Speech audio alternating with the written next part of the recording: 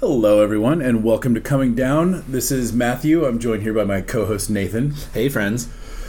Oh man, what a wonderful time to be alive. Yeah, why do you say that? We've come to the conclusion of our first contest. Oh yeah, indeed. I guess we should just get that right out of the way. I mean, I'm pretty sure everyone's been waiting anxiously right? to find out who is going to own their very own copy of Batman's Floppy Wang. Right. So we learned a couple lessons. First of all, not nearly as many people participate in online contests as I anticipated.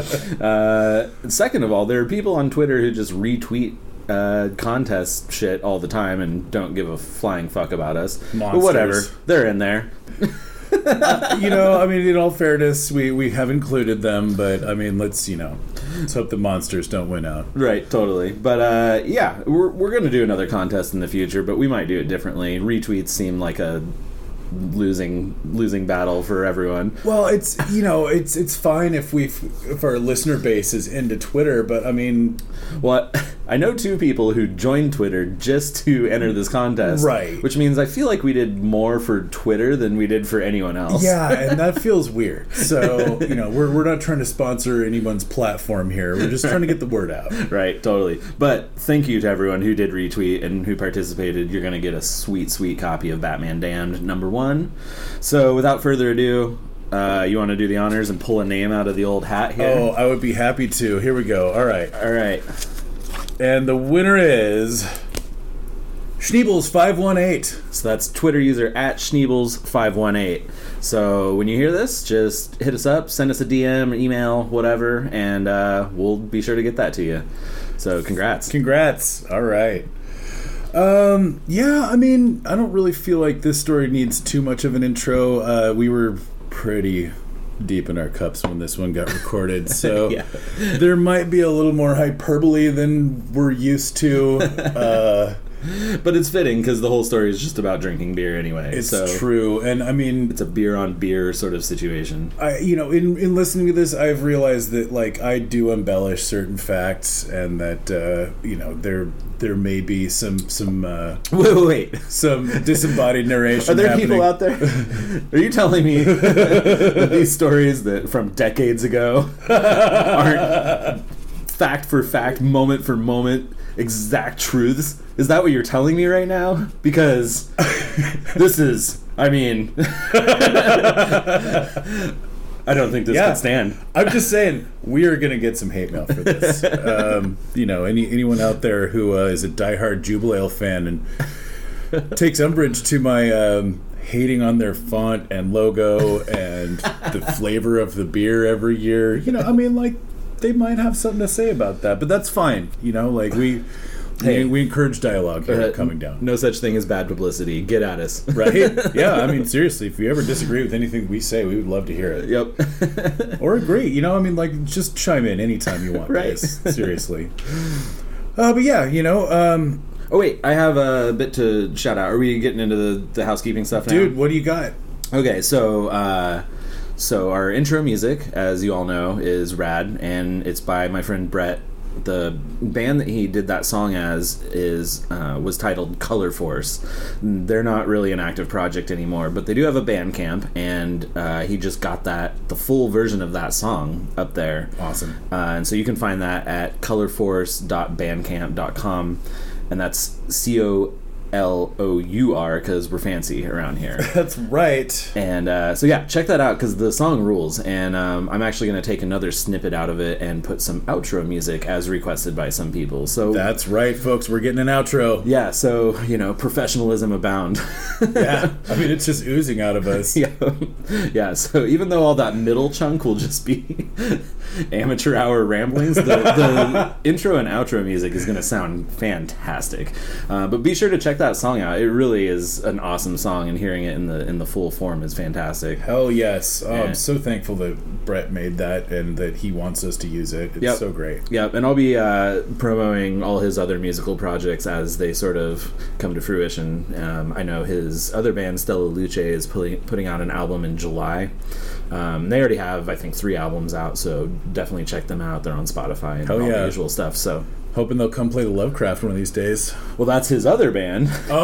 Which actually, I should promote that too. Kill Your Darlings is his other yes. like goth keyboard band. And so, yeah, and hopefully they're going to come out on a little mini tour and play out here. So we'll be sure to plug them when they do. Yeah, for sure. But anyway, just wanted to give huge shout out to that and huge promo to that. So. Absolutely, and he's going to be on the pod here soon too. We've got a guest episode with him. We do. I think we might even have a couple, at least one. Yeah, we do have one, and don't know where it's going to fall in the lineup. We're sort of just winging where we decide what falls in where. So dealer's choice. Yeah, week by week. I like it.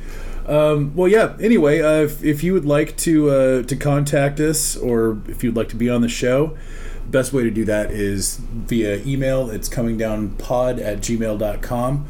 We're also on Twitter. We'd love to hear from you there. It's at comingdownpod. And you can find links to that as well as all of our platforms on the mothership. It's comingdownpod.com. We'll also have show notes on there. We might even come through on our promise to post all of the existing Jubelale art, though I cannot vouch for this because that's asking a lot from our producer. But I'll see what I can put together. Yeah, we'll see if we can hunt that stuff up. Right. And from the mothership, you can find links to our platforms at Spotify, Google Play, SoundCloud, YouTube. And if you would like to help us with visibility, or you just like what we're doing, you want to say something, give us a review on Stitcher, because it does help us out with visibility. Heck yeah. You also have the option to review us on Apple, but do that at your leisure, because apparently it doesn't matter. Yeah, it doesn't really matter, but and we'll stop bitching about it, but seriously, It's so funny. But we still like to see what you have to say, so feel free. And all of that stuff is super appreciated. So oh yeah. Thank you guys so much. Oh, and I almost forgot to thank all of our wonderful patrons over at patreon.com. Right. We cannot thank you enough for supporting us as well as this show. It's keeping the lights on and keeping us from having to pay for everything, and we really appreciate it. Yep, totally. Yeah, I think, I don't have anything else to add. Yeah, without further ado, here we go.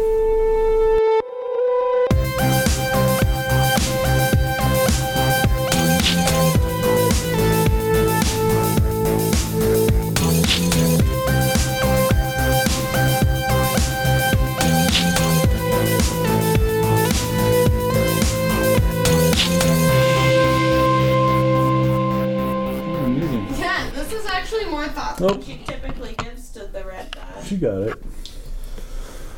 Give it to her. Hanging with Mr. Teacher.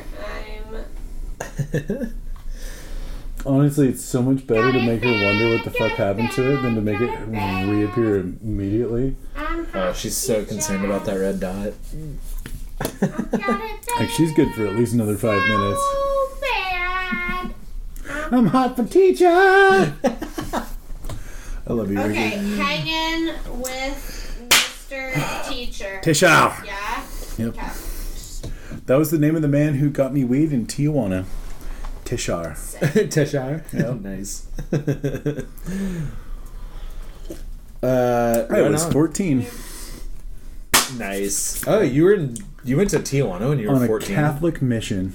Oh, shit. This is why I want to have the Catholic episode with Tara, because it's going to get weird. Oh, no, you have to include Jess with it, though. Oh, yeah. Ooh, yeah. Jess would be it's got to be you and Jess and Tara with Nate fucking... With Nate moderating? Yeah. All right, we got our first panel. Okay. There we go. There we go. Catholicism. Jess totally has we already figured it out, yeah. Stories of that too. I love it. Yeah, for sure. All right, man. So many of our fucking... Yeah. I mean, of course. We're always rolling. All the time. 24/7. All right, so this is going to be hopefully kind of mostly short and sweet. Okay. I might have already had a couple, but so yeah, I know y'all know that I'm from Bend, and that's where Deschutes Brewery is, and Jubelale. That's what happens on the holidays, right? Indeed. Okay, so wait, I'm just gonna cut right in the beginning here. Make it happen. So when Ricky and I first moved out here, we went to a Plaid Pantry to get some beer, and we saw this beer, and we literally thought it was called Jubelale. Because the original font. Oh, yeah. For the Jubelale. It's not the original font. Well, okay, probably wasn't actually. It's certainly not the original. But the font in 2010. Yeah. The J looked like a fancy T. Oh, yeah. And then.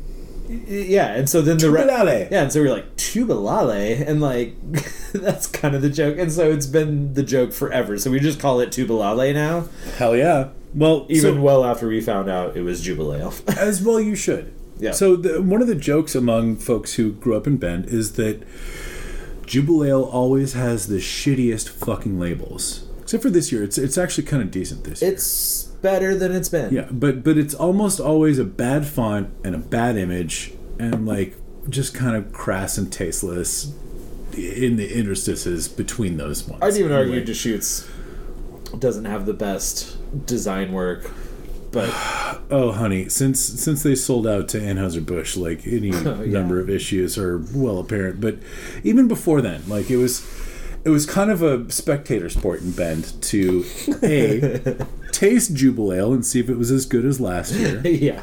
And B, crack on their fucking labeling, you know? I mean, whether it was good or not. And most often not. I mean, let's just be real. It's been pretty bad throughout the lifespan. I think this would be great in the show notes, is just to show like a run of what the labels look like. The history of Jubelale. Because it's not great. And I mean, the fonts, like, I mean, I'm a huge fucking... I crack on a lot of fonts. I mean, like... Comic Sans just has no business anywhere. Right. It's not even good for fucking comics. But well, so my dream is to create a font that is not alternating, but random alternating between Comic Sans and Papyrus letters. Oh my God, Papyrus. That's how that's pronounced. I'm sorry. Is it Papyrus? That's how it's always been pronounced in school. Really? That was Papyrus. Well, anyhow. It's what the Egyptians wrote their scripts on. Okay. I always thought it was a different pronunciation. I thought it was the papyrus. Papyrus is a material that the Egyptians produced that was similar to paper.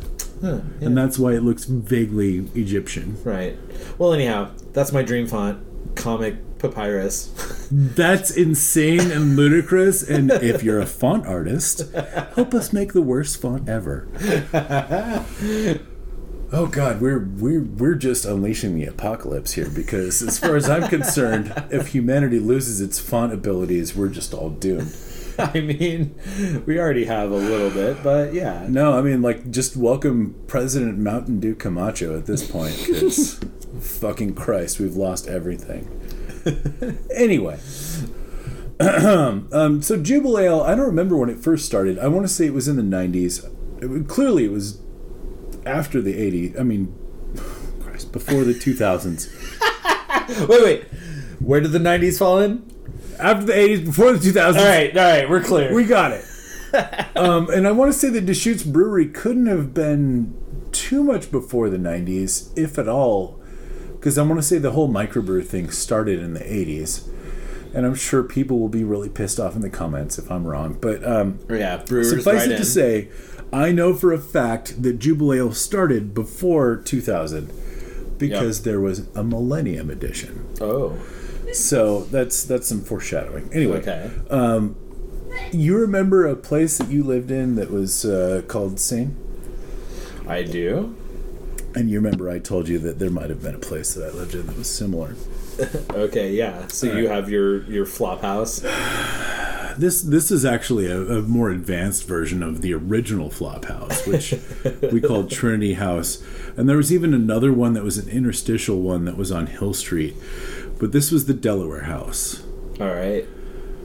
And why was it called the Delaware House? Because it was on Delaware Street. All right. I know. It's disappointing, but a lot of good shit happened in this place. And at this point, I think it's me and Carl and Mike, whose name at this time was Wonder. Nice. Yeah. Our production company for the raves that we were throwing was Wonderland. And he was the big rave promoter? No, Carl was the big rave promoter. Okay. But Wonder was kind of the poster boy because, Sure. he was fucking Wonder. Anyway. Was he hot? hot as balls. Hell yeah. Anyway, I'm sure people will take umbrage with some of that, but I'm just saying, like, Wonder, chef's kiss. Anyway, it was me, Carl, Wonder. I think Scott was living with us as well. So that was kind of the roster, and did you have an interjection? Okay, proper flop house. Yeah. Well, like start with 4 people. Like Isaac moved in at some point. Isaac's my current roommate, and he moved in at some point. I don't remember exactly where in there he arrived, but let's just say that it was me, Carl, Wonder, Scott, and whoever else just happened to show up at any point in time. And we've been living together for a while. And at some point we compared notes about how much beer we were buying on a nightly basis. Because it seemed like most of us were coming home with at least a 6-pack and working through most of it, but not necessarily all of it on a nightly basis. It was just kind of like, this is the flavor that I want to enjoy for the evening, and we're gonna burn some J's and like load some bongs and watch some TV.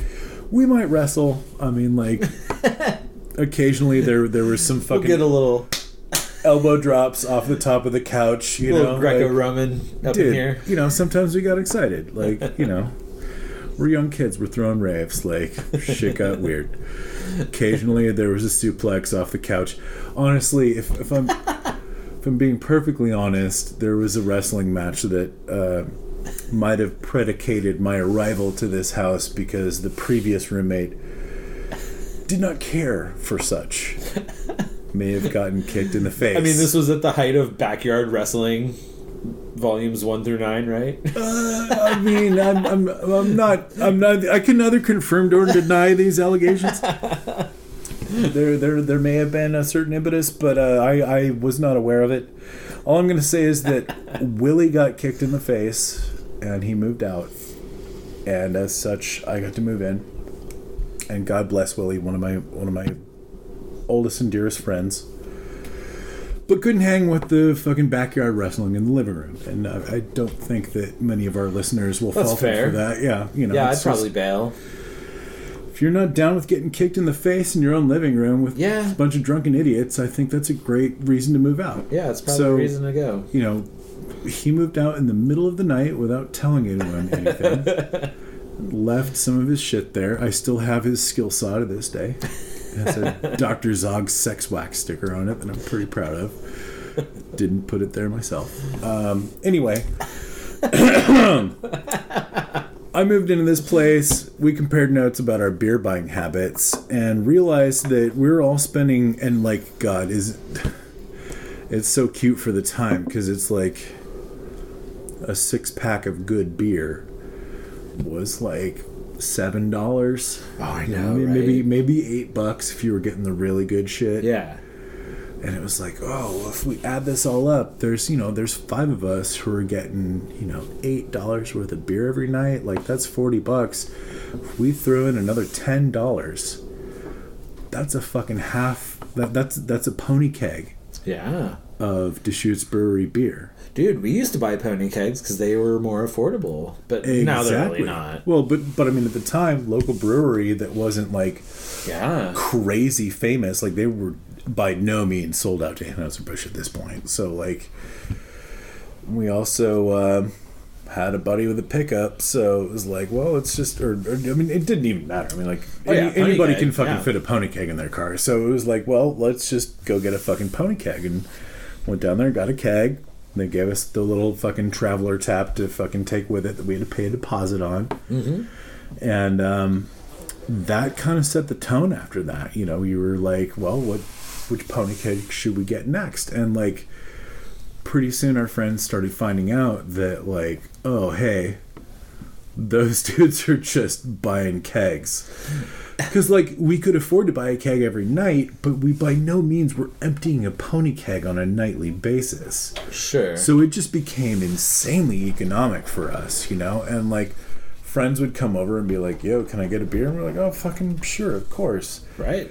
We got beers to spare. Right? And then, you know, like, word slowly started seeping out, and, like, our house was already kind of, like, the hangout spot, just because, like, Carl was there, and, like, we're the ones who were throwing the parties, so, well, like... when you've got a functional flop house, you end up being the kick-it spot. Yeah, I mean, it's just it's kind of the natural gravitational fucking orbit there, you know?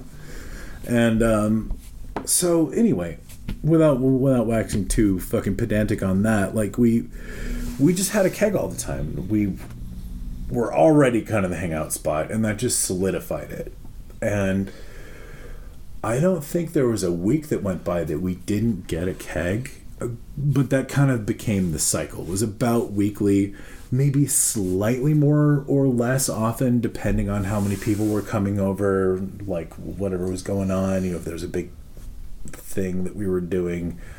Anyway, there was a week, and I can't remember exactly where it fell, but we went in, and, like, you know, we'd already gotten several of these kegs. I want to say that we started in the summertime, and it's fall.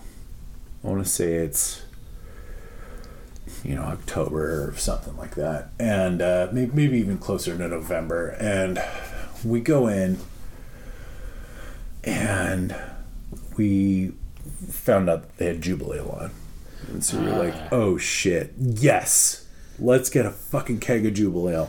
And whoever it was the guy who almost always helped us out. He'd been there forever.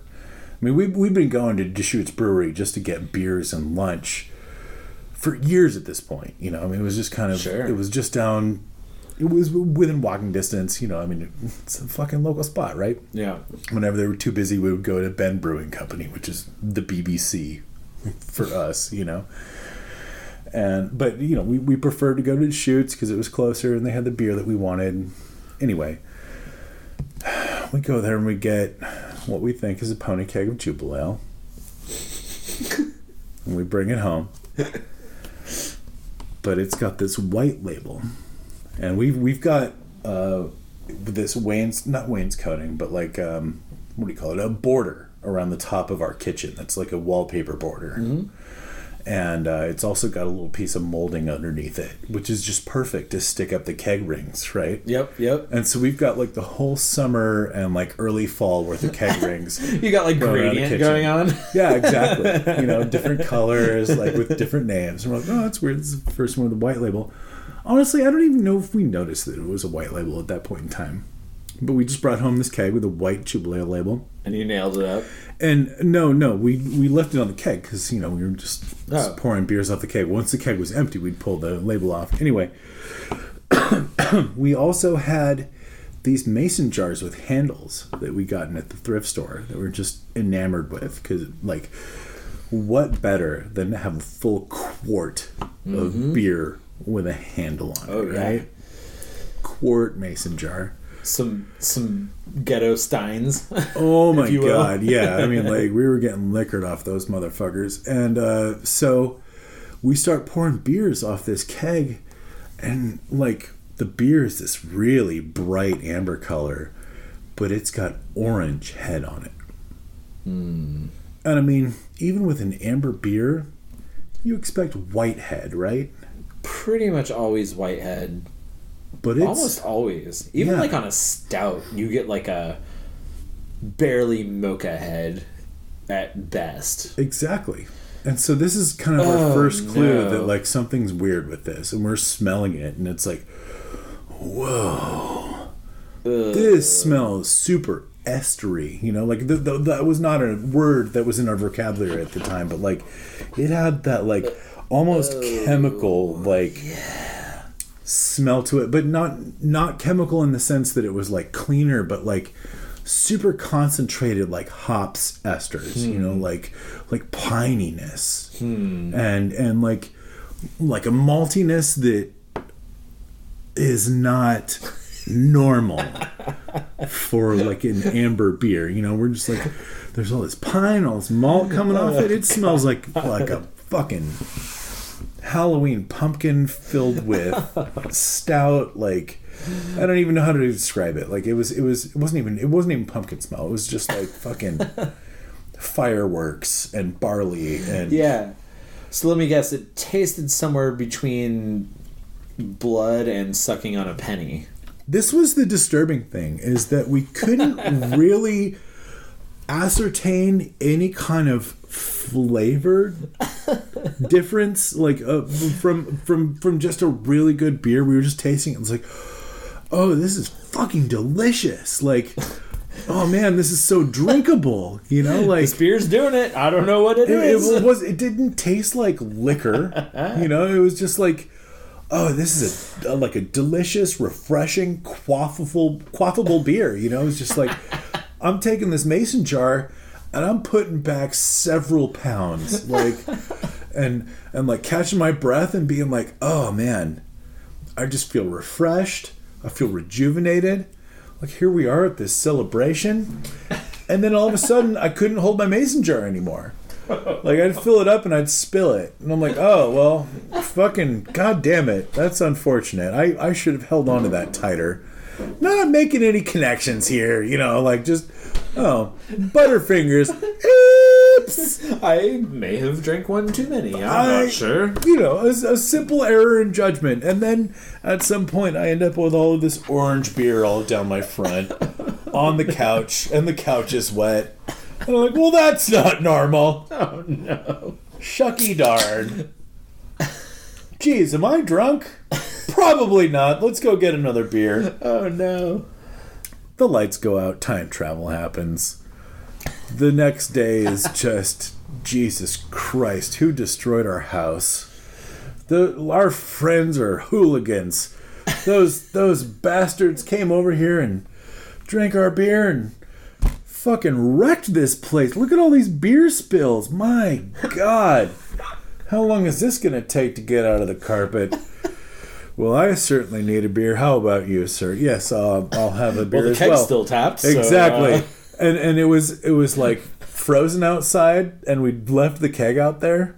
And ordinarily that would have been a nightmare, but somehow, miraculously, it was still flowing. And we still hadn't put two and two together on this. That, like, why wouldn't a beer freeze necessarily? I don't know.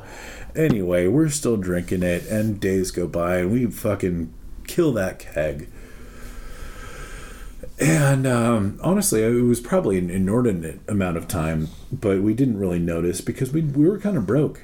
And I want to say like a week, maybe a week and a half, maybe even 2 weeks go by, and we don't get another keg.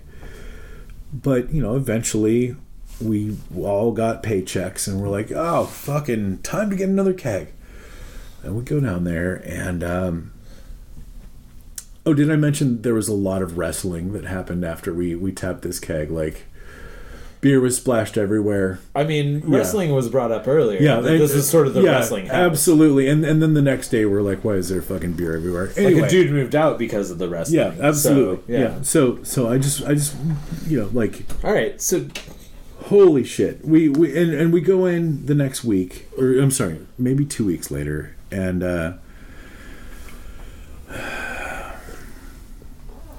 the same guy who gave us our keg is there, and he kind of gets this look on his face. And you're in to buy a new keg. Yeah, and this is at Deschutes Brewery, and we're like, oh, hey, how's it going? And he's like, pretty good. You know, I almost lost my job because of you guys. It's just kind of like, well, this is awkward. Yeah, what do you mean by that, I sir? mean, like, could you perhaps elucidate upon what you are currently telling us? And he's like, yeah, so what'd you think of that last keg we gave you? Everybody starts laughing. It's like, oh, well, I mean, it was really good. I mean, like, my God, that's probably the best Jubelale that anyone's ever had. You guys are all sold on it at this point. You're like, fuck the orange foam. Like, it was good, man. Well, no, it really was. Like, I mean, it was maybe the best beer we'd ever had at that point. Like, it was just fucking full of booze and delicious. And this guy's like, yeah, Cool. Because that was a keg of the Millennium Edition Super Jubelale. Oh, what? That's only available to employees. And it costs $300 What? for a pony keg. And we're like, oh! Wait, and so then it was probably also like 11% or something. I mean... Or more. Minimum, I want to say. Yeah, like 10 is... certainly silly. This is so much better than I thought it was going to turn out. When you talked about orange foam, I was like, oh, he sold you like a rusted out keg on the inside. No. You guys were all just drinking like fucking copper shavings. Not that kegs are made of 12 copper. People died that night. Yeah. Well, that's what I thought. It was like, we just like kept drinking it, but... My dearest friend bleeding from the eyes. Yeah. Totally told me that his last wish was that I told him that he loved his father. Anyway, I don't know. None of it. We woke up. We didn't know how the place got wrecked, but we were all bleeding from the gums. Yeah. You know? Our only hope was to drag ourselves down the street by our elbows. Anyway, Okay, so it turns out it was way better than I thought. Yeah, so... He's like, yeah, I almost lost my job because of you guys. Turns out it was the Millennium Edition Super Jubel. Damn. Super Tubal. Yeah, so Jubelale. After you guys left, actually, I'm fucking this up. It wasn't after you left. Sorry. It was at some point, his boss realized that he had let this fucking keg go to a bunch of fucking degenerates who didn't own a bar. Right. And he was just like, what have you fucking done? Right. This is a small batch. Yeah, like we only have a couple of these. These dicks only paid like $50 for this thing. Like, how are we ever going to recoup our investment, you piece of shit?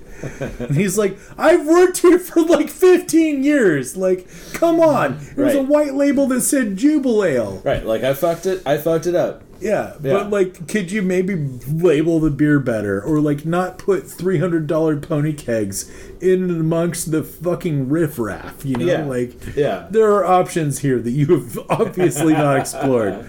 And so, like, you know, to the boss's credit, they went and looked up our fucking like customer profile.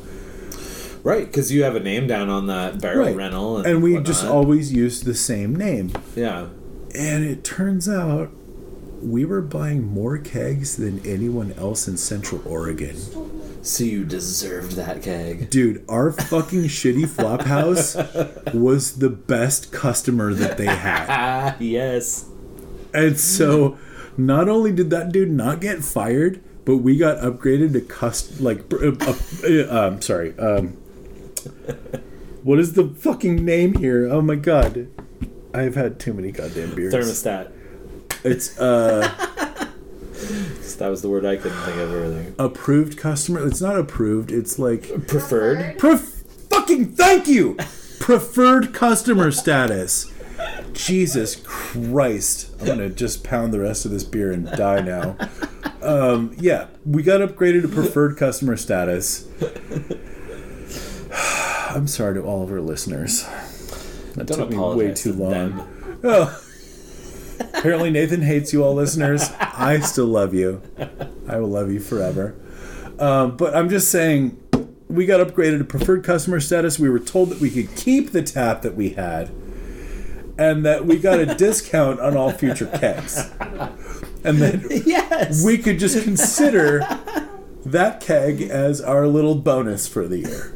Hell yeah. And I can't tell you how excited we were about that. Like, that's a treat, right? I think we got our next pony keg like 2 days later because we were like, well, we got the money, and like, I mean, we haven't finished this one. Don't we want some variety? And we want to give these guys some more money because like it's going to be a certain percentage off. Am I right? Right. And well, yeah. And like, let's just keep giving them like our money, right? Then we'll keep our preferred customers. Exactly. Stats. And it was the holidays. We had lots of people coming over. Like, dude, it just fucking snowballed, dude. I just wish awesome. like the bars I went to had fucking miles. You know.